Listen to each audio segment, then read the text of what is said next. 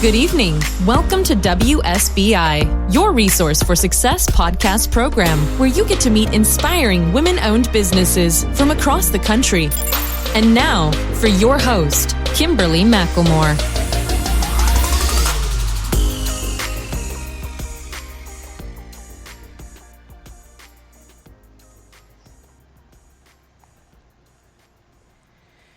All right, good evening, and welcome to WSBI, your resource for success podcast program, where you get to meet inspiring women-owned businesses from across the country. I am your host, Kimberly McLemore, and welcome to another night of sharing. With us, we have Martinique Brown, CEO and founder of RJ Specialists. Born in Dayton, Ohio, and currently residing in Orlando, Florida, Martinique produces a variety of web shows, broadcasted on her Facebook page and her YouTube channel. Martinique hosts and produces web shows that focuses on relationships, music, Christianity, authors, entrepreneurs, and artists. Some of her shows includes Business Spotlight with Martinique authors to know and their books to read, In the Studio, and Behind the Art. All of her shows can be viewed on her YouTube channel, Martinique the Storyteller. So without further ado, help me welcome to my platform, Martinique Brown. How you doing, Martinique? And tell me if I'm probably saying your name wrong, right? No, you are saying it correctly. Yay! I was like, okay, I should have double checked. I normally double check, but I was like, let me get this right because it's such a unique, beautiful name. So I want to make sure I got it right. Well, you're welcome, and welcome to the platform. Martinique, why don't you tell the listeners a little bit more about yourself besides what I've already introduced? Well, I actually have a sister and a brother, and I actually started my company back in 2018. Yeah, 2018 of December, because I was working a contractual job with a nonprofit, and that ended. So I knew that I've always had an entrepreneurial spirit, but I just wanted to just start my own business, just work for myself and build something for myself. Okay, so you started back in 2018, but prior to all that, what did you do prior to starting your businesses, and what actually inspired you to start your business? Well, I actually went to school to become a collegiate minister. And that when you hear minister, it doesn't mean that I'll be ordained. It was just more so helping college-age people, college-age students with their walk with Christ. I actually could not find a job once I graduated back in 2013. And so I started volunteering at a nonprofit. And I started volunteering with, like I said, a nonprofit. But my supervisor as a volunteer was the HR manager / volunteer coordinator. So she told me, she said, I'm going to have you volunteer as our volunteer coordinator. And I was so shocked that I had never heard of that type of job before. Mm-hmm. And so I have about 3 years to 3.5 years in the volunteer management field. So That's what I did before I started my own companies. Okay. Well, you've got several companies, and I have definitely had the privilege to be on your authors to know and their books to read. That to me was amazing and really had a great time. You had some great questions, and so I know that's that particular show itself. But talk a little bit about all the different shows that you have, and what made you decide to come up with all these variations? The reason why I actually started Authors to Know and Their Books to Read and Business Spotlight, because on social media, so many times I see business owners, just trying to get customers, or authors trying to get individuals to purchase their books. And I just always wondered, like, how did they get into that career field, or why did they even write this book? And I just wanted to learn more about these individuals. And my mom always says that I ask 1,000,001 questions, but I enjoy asking people questions. I enjoy getting to know them. And so since I had that interest, and I enjoyed doing videos, then that's why I created those shows, just to share with other people why these people, started their businesses, wrote their books, and just to give individuals my viewers a better understanding of who this person was, so that they'll be more inclined to purchase from that person or purchase their books. Okay, yeah, and that's definitely a great, interesting concept. But I like the fact that you did it not just for others, but you did it really specifically for yourself in the beginning. And then, obviously, as time goes on with the authors, other people are really truly learning about how humane they really are, all the reasons that they, and that's a lot of what we talked about when I was on the show. But that's always, to me, has been a very important part. Is that, when people write, that it's more than just telling a story. There really is purpose behind everything that we do as artists. And so we're always very thankful that we can come on other people's platforms and share the information, share the resources that we have, and just understanding what it really takes to be who we are at that moment in time when we decided that we wanted to write. So talk to a little bit and explain about what is in the studio. So, in the studio is actually one of the shows that I created specifically for singers or music producers. And like I said, I enjoy asking people's questions, and I enjoy just the artistry behind making music, being a singer and, authors. And so I just like talking to creative people. So I just always, I created that show specifically for them, just to have a better understanding, like, what inspired you to write this song? Why do you even enjoy this field? And so I create all my shows to more so bring exposure to these individuals and to create an opportunity for viewers to ask them questions, because it is a live show, on Facebook. And so just to create that opportunity for them to gain new followers or possibly customers, things like that. And so just through my questions and, through the viewers' questions, I just wanted to create something different specifically for these singers and music producers. Yeah. And then behind the art? Yeah, and behind the art is specifically for artists, so people that paint things. Yeah. And it's like I call it a virtual art show, because we're able to actually see their artwork live, and I just thought it would be a cool thing, just sitting at your house and looking at somebody's artwork and being able to actually talk to that person that's in a totally different state than you are. You're actually right. And I love how creative you are, with doing these shows. I mean, because a lot of people can come up with author book shows. That's pretty easy to do. But I think that everything you're doing, it really determines how you deliver it. And for you to come up with these other two ideas of having artists who are on your, shows live, and then you have these actual art people, who show their art, like you said, from all over. And for those people who are art lovers, this is a great opportunity that, hey, I can't come to the store, you can't get to me, but then I can actually see this. But talk a little bit about how the business really helps those individuals who do come on your platform to get their work out, not just showing it and talking about it, but how does it really help them out in the process? Well, it actually helps them out because viewers are able to ask them questions. So I think that's a way to build relationships with your potential clients or, customers.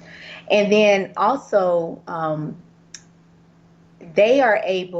of my clients receive from me an edited version of the actual episode, if that's the package that they purchase. So they're able to use that as another promotional tool for themselves to use on different mediums. And then I also create for them a 1 minute teaser of the full episode that they were on. So, when they are on my show, then it is live, like I said before, but it's live. And then with Facebook, those replays are ridiculous, replayed out. But their show is constantly being played, and then I post the edited version on Facebook again, and then I also post it on my YouTube channel, which allows them to get new possible clients or customers. Wow. So you do all the engineering, you do all the editing, you do all the work from the beginning to the middle to the end by yourself. I do. Help me, Lord. You are good, because the part I always hate when I'm doing these types of shows, I'm like the editing. I'm like, oh my gosh, I don't Hey, do editing. Whatever happens on the show, people. that is so Because that is funny. always the hardest part, is the editing, but I love how you are just so uniquely, you can just do it all, because a lot of people can't, and that's part of the reason why most people who are in this type of business do fail, because there is definitely a lot of work, and if you got to start hiring a lot of people on the outside in order to maintain it, it can get very expensive, because editing is probably the most expensive part when you're putting together your shows. Am I correct? It is the expensive part, but I think, Kimberly, honestly, with any entrepreneur that is starting with no money, like I was doing, Mm-hmm. you you have a goal in mind, and if you're determined to reach your goal and to just do what you have set out to do, you're going to teach yourself how to do these things. So for example, Absolutely. I use an editing tool called Video. And honestly, Kim, if I can teach myself how to do this and YouTube, it Right. anybody can do it. And Right. it's very cost effective because it's $100 for the entire year. Okay. So it doesn't cost that much, and you will make mistakes, and that's okay, but you always have YouTube. And so that's how I am with anything. I may not have the money, but if I set forth and say, you know what, Martinique, if so and so can do this, I can do it too. It's just a matter of time of just teaching myself how to do it. Right. And you're absolutely right in that it's determination. And like you said, you had a goal, and it's so interesting to hear your story. There's so many people like you, in the essence of where, you've gone to school, you went for something that was very unique for yourself, Mhm. and then you come out and it's like, okay, there's no job. And it's kind of sad when you start to hear these stories over and over and over, and that's why we're finding so many more people who are jumping into the world of business. But the thing that I love about you is that you actually found something that really comes close to your heart. You just didn't go out there and say, okay, I'm going to start a business, but it really had nothing to do with your purpose. And it really, even though you went through school, you really have truly found your purpose by Yeah. doing the business that you're doing. But talk a little bit about some of the challenges you have faced, because you literally had to just jump out there after volunteering, being a volunteer coordinator for several years, and then you're like, hey, I still need to have a job. I still needed to be able to take care of my own personal needs. So talk a little bit about some of those challenges. So the challenges that I had was because with my contract job, I knew that it was going to end December 21st, 2018. And so in August, that's when I started thinking about, well, Martinique, how can you make money? Because Kim, like I said, I've always been an entrepreneur. And so I'm always thinking about different ways to make money. Just Right. because I have a full time, I'm still thinking about side hustles. Right, Um, which you should. We should have at yeah. least seven lines of streamline of extra income coming in. So hey, that's the right way to think. I'm sorry. Yes. Go ahead. So, no, but you're right. So I always had something like in back of my mind, and just thinking of different ways to implement it. And my challenges that I faced were, you know, when my shows was not making me enough money, what else can I do but still be self-employed? So I started driving for Uber. And with Uber, I started the end of February of Hmm. 2019. And I'm like, oh, this is good, but Right. when May hit, and kids was, getting out of school and everything, the money just stopped dramatically. And I'm like, do people not still go to work? Like, what is the problem? Exactly. Right. Right. So the challenges are, because I am doing everything on my end of my business, still having time you got to make time to drive for Uber, but still making that time to do my videos. And at first I was saying, okay, I'll do my videos any time of the day. But then I said, well, Martinique, you can't do that. And I don't drive at night, meaning I don't drive for Uber at night. Right. So what I did was just made all of my shows after 8 p.m. Eastern time, when it started getting dark. And so those are the challenges that you face. Another challenge that I have is, sometimes I do have to ask my mom, well, Mom, can you help me out with, such and such.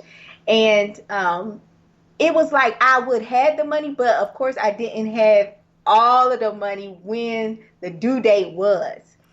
So I'm like, well, Mom, can you just let me hold a little something until, and that's the blessing of just having a supportive mother. Like she looks at my work ethic and she say, I know you trying, Exactly. And, but my mom is the type of mom, she retired from a job for 30 years. So she's like, why don't you just go get a job? I'm like, I'm building something, Mama.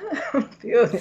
Right. But, that's usually the attitude of most people, and nothing wrong with that. But because we're so used to being told and being raised that, you get, all you do is you go to school, and then after you get out of school, you go get a job. And you've done that. So it's not the fact. It's not that you don't want to, like you said, take care of yourself, but what you find that it's not what you're passionate about. I think a lot of us talk about, most of us who are still partly in the work world and then still doing our business on the side. I always whine about the fact that I sit in a cubicle every day too. And even though majority of the time I'm on the road, I'm traveling either for the work or for my business, that passion is always there saying, this is what I want to do full-time one day. And even though we understand we have responsibilities, you still never want to drop your goals in life. And that's the thing that sticks out that I love about you the most, is that you are truly a true entrepreneur who is beating that pavement every day to make sure that your dream stays alive. And you know what, you got to applaud yourself and pat yourself on the back for that, because it is very difficult. And I think the beauty about this is that because we have our social media, it's much easier now to be able to just jumpstart businesses, where before back in the days when I was growing up, you literally had to get out here and beat the ground. When I did other businesses prior to all the social media come out, everything was face to face. Everything was done in a classroom environment. You had nobody in there recording it, and then you could go back out here and put it back out here and for the world to see. So, things are definitely different, but at least you've gravitated that and you've taken it 100% into your into your arms and saying, hey, this is my baby and this is what I'm going to do. So never stop dreaming, even though you have those challenges. And most people will never understand that until they actually start a business of their own, right? That is so true. That is so true. And I just found that, I do give myself like time frames. I say, well, Martinique, if this next one don't work, you gonna go get a job. So right. I might be saying a different tune next year, Kim. So stay tuned. But at the same token, at least you're doing it in a time frame, like you said, where it's convenient for you. Doing it in the evening makes it much easier, and it can still gives you throughout the day, to do whatever else you need to do in order to maintain the success of your business. So, keep striving and don't give up. So let's talk about something new you have going on. So I'll let you introduce it to the listeners about some new things you got going on in the business. So I do call myself a serial entrepreneur. And when I was working at the nonprofit, I never heard of that term before, but I was just doing data entry, at that job. So I was able to listen to a lot of audio books. And I heard the term serial entrepreneur from one of the authors. And I'm telling you, it was like she was just talking about my life. She was just saying how, she was always interested just in different things. And I'm like, me too. So, and I just, it became a little frustrating, because I was just asking God, how come you just didn't create me to be a dentist or something? Just go to dentistry and just get my education and just be through with it. Like, why am I just interested in all these different things? And so I actually created a company. So this is my second company, Kim. So the Okay. second company is called Today I Want to Be. And I've always been interested in helping young people figure out what type of career they're interested in. And the reason why I'm interested in that is because I struggled so much with finding out what type of career field I wanted to be in. Mm-hmm. So with that company, like I said, it focuses on and helps young people explore different career fields by connecting them with individuals that's actually working in those career fields.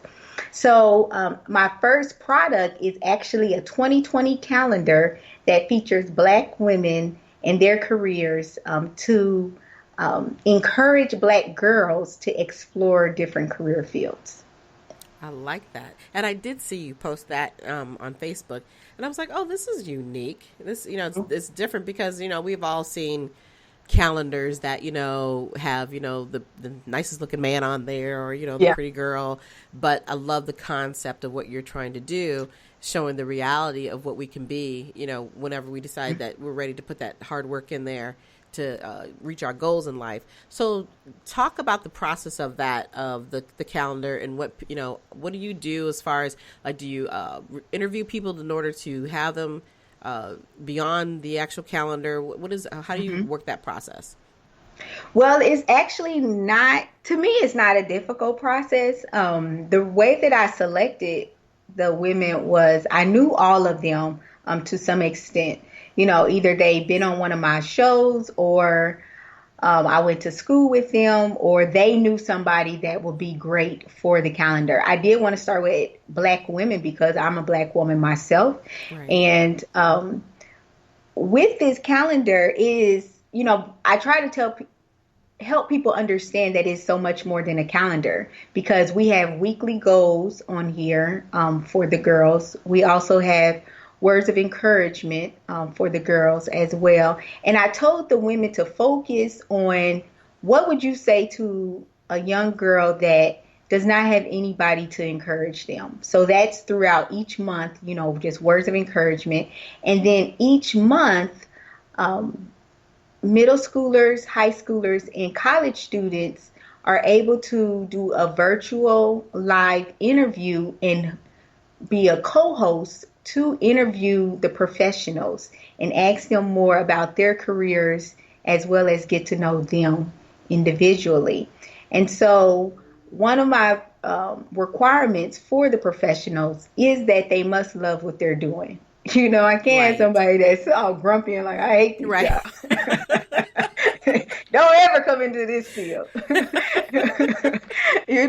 that Oh, was goodness. that was the major requirement. But I also, as you know, you've received my emails before. Yes. I write very lengthy emails. And so Yes. I wanted these women to know exactly what they were getting themselves into because it's so much more than them just having a picture taken, but they had to submit all that stuff. So and I had very aggressive deadlines because when I think of these things, Kim, it seems like these ideas come to me at the last minute. So I had this grand idea about this calendar, but I think about it in August, like the end of August. And I'm Right. like, Right. Martinique, you need to have this bad boy done by June. But Oh my goodness. I told the women that, I have very aggressive deadlines. I'm trying to start selling them the middle of October, and so I'm just so thankful that all of the women were willing to work with me and just be patient with me. And like I said, it's more than a picture, it's more than a calendar. And they just gracefully and gave me everything that I asked for. Wow. And so this particular calendar that you have out now is for 2020, correct? Correct. Okay. So now that you have the first role, with the ladies, what is going to be your next step with the next calendar? So each year I'm going to add a different gender and ethnicity. So for 2021, I'm going to add Black men.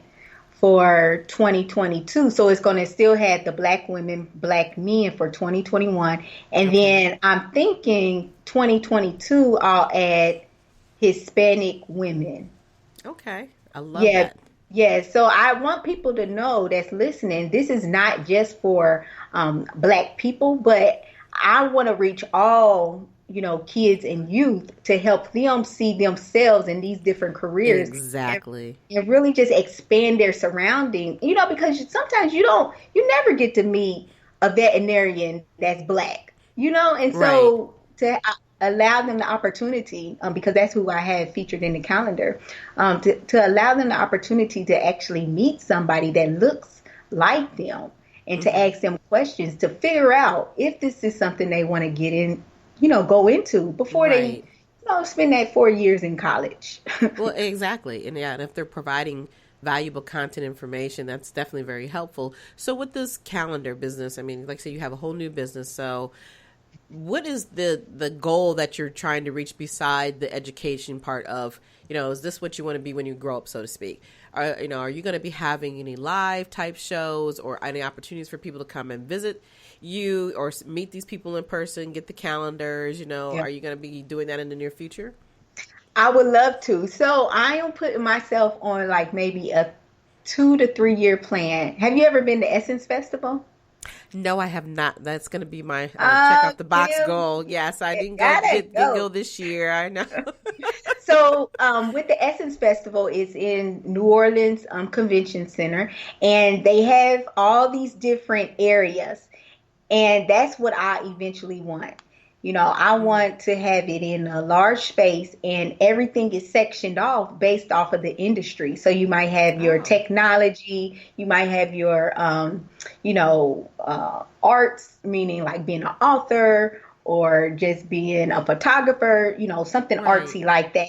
But I want everything sectioned off based off of the type of field it is.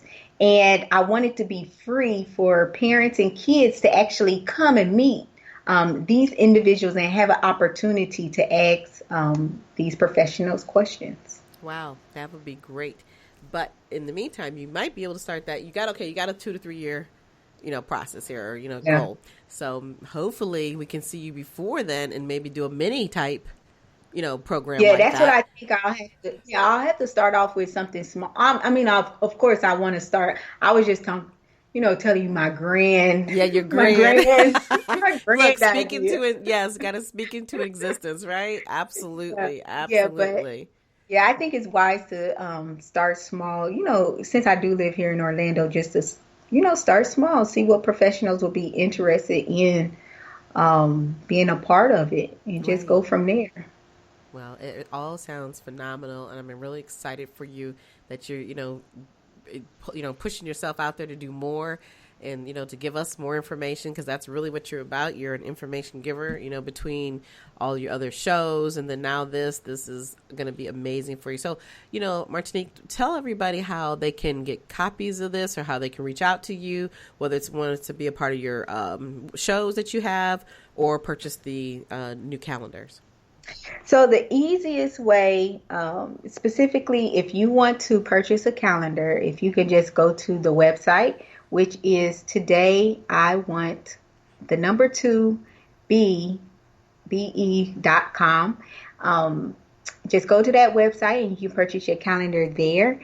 If you're interested in being on any of my shows, you are welcome to just call or text me. My telephone number is 202-288-4467.